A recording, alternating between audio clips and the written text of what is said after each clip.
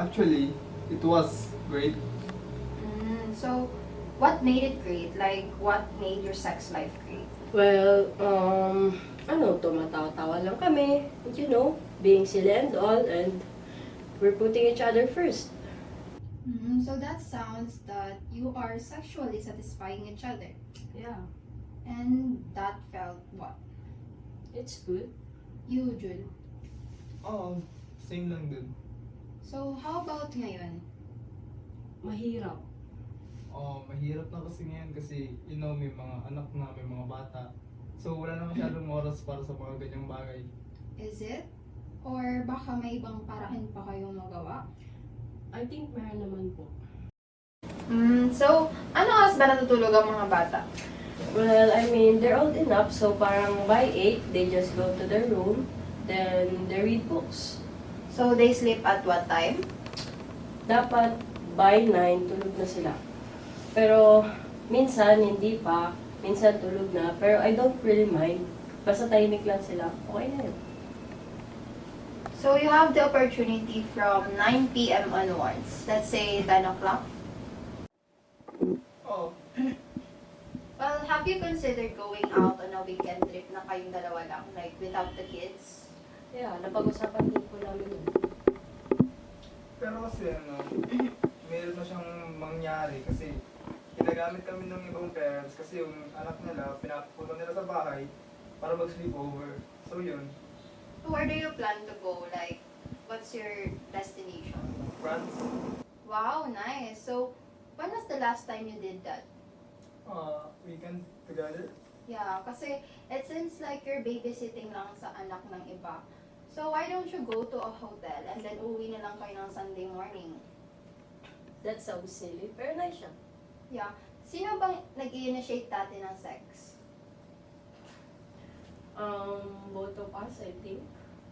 Ngayon, sino nag-initiate?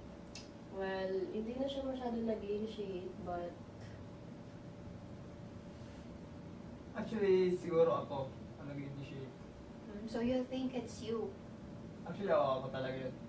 Well, if we're going to talk about the different needs na meron kayo, like yung pag-distance and yung pag-pursue, we have different kind of needs here, different feelings of needs here, and different perspective on it. So, I think you're hiding. So, let's talk about it. Again, like I've said a few sessions ago, if tignan nyo sa sarili nyo, parehas kayo ng gusto eh. You're both aching for something to happen, pero it's like, wow, let's stay like this muna kasi it feels safer pag ganito yung situation. I think there's an element to that, that element of safety. Pero hindi siya satisfying. oo. So your safe here is not satisfying. Maybe you had to take a little bit of risk here.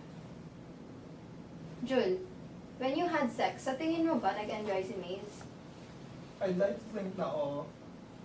How about you, Maze? Sa tingin mo ba nag-enjoy si Jul? Oo. Paano mo nalaman? Like, how sure are you? Kasi lagi niyang sinasabi sa akin na mahal niya ako. So I believe him. Ikaw, Jul, have you ever talked about what would make you more satisfied in bed together? Actually, hindi ko masyado nag-iisipan yung mga ganyang bagay. So, are there other things pa? Kasi if meron, you don't have to disclose them. Wala rin akong maisip pa, so wala siguro talaga. So, you're shaking your head, Maze, as if... Wala lang. I just find it funny because it's just so straightforward. Yes, I am straightforward. So, no secret fantasies? Secret fantasies? Wala rin naman. May naisip ako.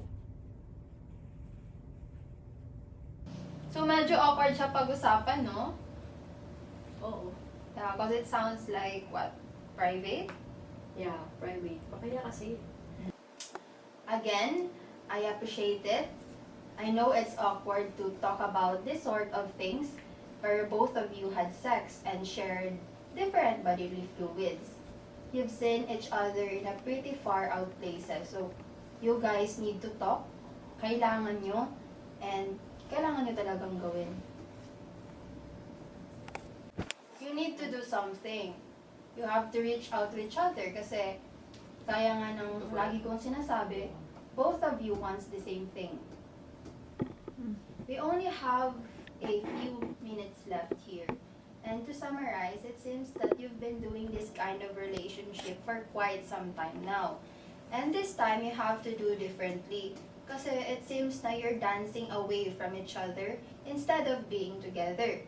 So it's nice to have a dynamic, pero your relationship is still crying for something different, okay?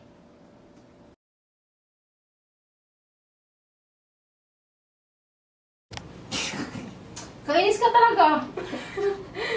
Hindi ka naman katawa ako. Ba't kasi Actually, it was great. So what made your sex like? na si Ashley? Umito! Nahuna na. Hindi ka mas ganito natin to. Hindi na ako magtawa yun. 1, 2, 3, go. Oh, so, anong oras ba natutulog ang mga bata? Well, private. Makaya kasi. Ayun na. Yun na. Kakahiya kasi. What do you figure out? Guys, okay na po. Dito ako. Amen! Okay na. Wait lang. Sila sabi sa akin.